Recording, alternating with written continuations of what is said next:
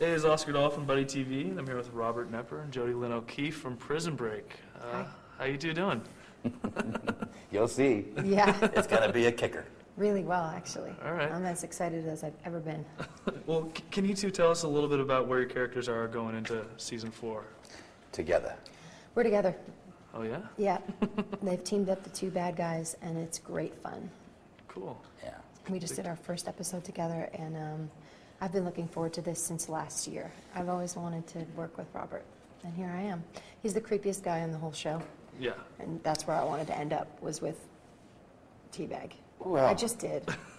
It's where you He was can my begin. favorite. Who doesn't? Yeah, No, that's no, no, you were my favorite from the beginning. That's all there is to say. And now here I am, and I get to do scary, horrible things with you. And you know, thank you. This is an obvious thing, but you know, to work with somebody as talented and as gorgeous as Jody, as an actor, you think, okay, not only do I get to be tortured by her, but I get to maybe do some torturing to her. And it's like every guy's dream that you go, look at those eyes. I mean, to have those eyes look at you, you're like, ow. It's hot. I love you, Robert. How's it working with Robert then? Similar? Yeah, I don't have those kind of eyes. but it's You it's and very- Wentworth it's have very amazing satisfying. eyes. Yeah. I'll tell you, because I was nervous. Did you know how nervous I was the first day? You were? Yeah, because you're my See, favorite. we've known each other. We've known each other all year last talk year. to you Yeah. and We like just didn't it's work Robert, together last year. but you're still Teabag to me. I mean, you saw me the first 2 weeks on this. Well, no, you didn't. You weren't there.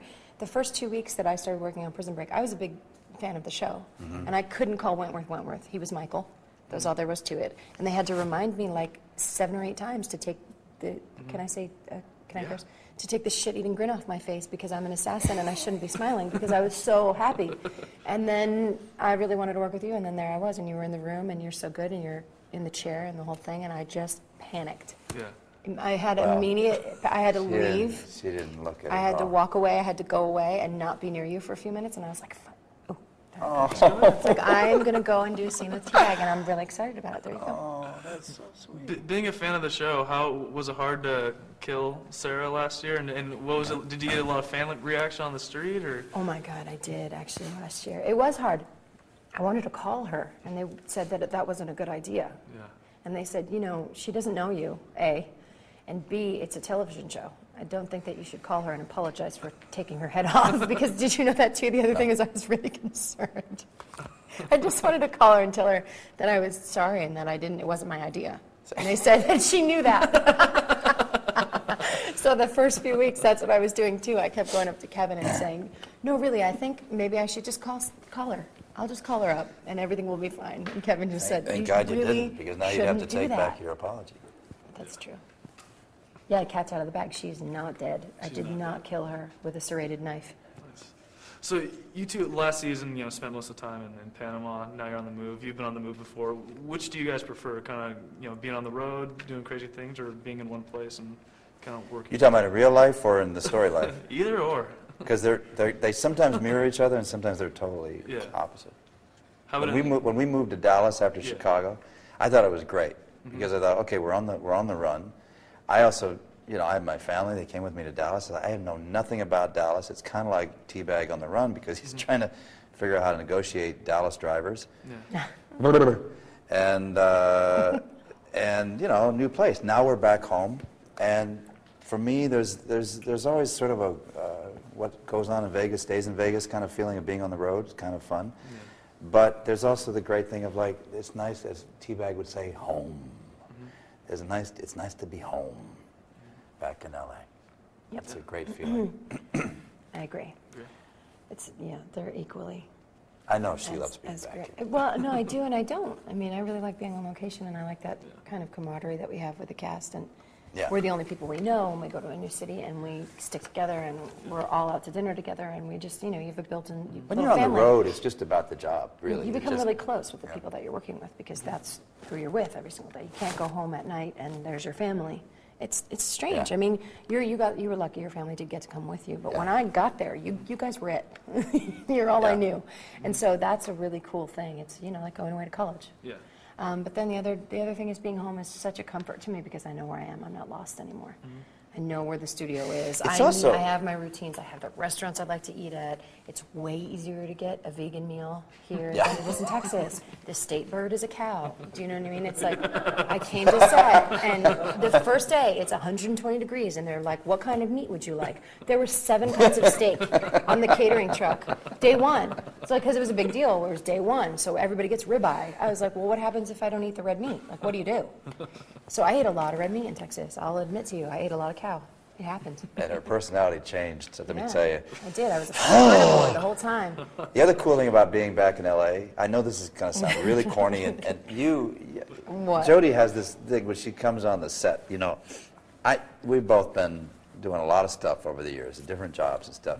But you know, to me, you have this persona of like, yeah, I'm set.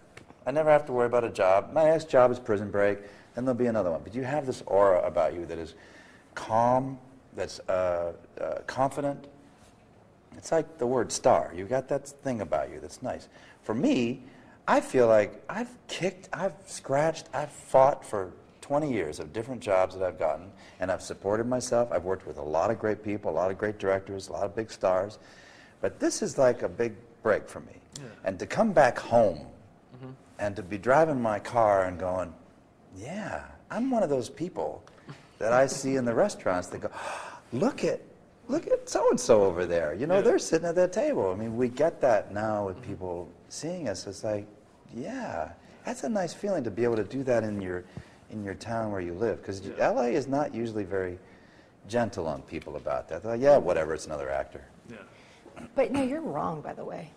I know I'm wrong, but what I mean you're is you 100% wrong on that put out whole, that like, beautiful, cool, calm, I don't know, but yeah, it doesn't matter what my next job is going to, I'm but here for what right I'm- now. I know that. You know but what that I mean, is? That's full on living in fear, and I'm just a scared mouse, and I hang out. You hide it much better. Well, I hide it well. There you go. Yeah, That's a you compliment come on that the I'm a good set, you're actress. like, There we yeah, go. whatever. hang I out. don't need Here's the Prison thing. Break. That day, I'm not dead. Tomorrow, we don't know. But that day, I'm confident in the But fact that that's I have to film my scenes, and I'm there, and they have not yet killed me off. That's a 'Cause great I'm way to waiting live. It's a great way to live and a great way to work. I guess. And Whatever, you're you should rich. see me at 6 You're o'clock in rich. the morning If you in full-on panic, opening the script to check to see if my name is there. Panic until I get to set and I'm working and I'm actually there. Yeah. Like, God forbid someone If she tells me comes they on the don't like set, what I'm it's doing. I just go into my trailer and cry. Jokes a minute, you know. It's like it's great. It's a great way. Most 99.9% of everybody I know in this business is like, we don't know what our next gig is, but when you have a taste of it and you go, yeah, I know what I'm worth. I know how good I feel on the inside. I know how scared I feel on the inside. It doesn't matter. I'm very happy to be driving to work today. Yeah. It's great. Did you get the sense early on, like from season 1, that Prison Break would have this sort of staying power? No. That's why my family didn't come with me to Chicago. Yeah. I didn't think it would. Most series that I've done don't last beyond 7 or 8 episodes. So Carnival was a difference. That was a couple of years, but no, usually Which was a great show, it was by a the way. great show to be a part of, but you know, you never know with television. Look, most people shoot movies. You know, you're doing one movie and it's done. Yeah. Everything is gravy with television. Yeah, and Prison Break seemed like a show that could only go 1 year anyway, just with the That's what format. I thought, and I was a huge Prison Break fan, and I didn't understand how they were ever going to continue, and here we are in season 4. Yeah. That's pretty miraculous, don't you think? Yeah.